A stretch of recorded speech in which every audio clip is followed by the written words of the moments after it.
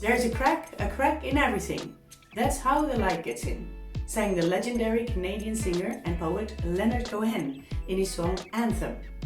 There is a crack in everything. That's how the light gets in.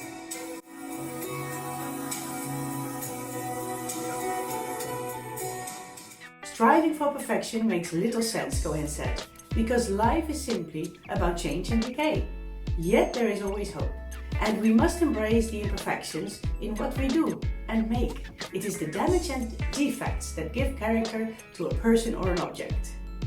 Carolina Howorko noticed that embracing the torn and imperfect is very obvious in, for example, kintsugi, the Japanese art of repairing broken ceramics with gold or silver paint.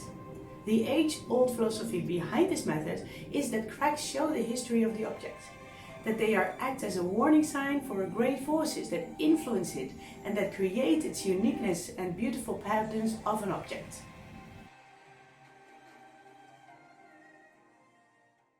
Just like Japanese artisans used to do, Howorko turns the cracks in the Montebaanstoren from 1516 into a work of art.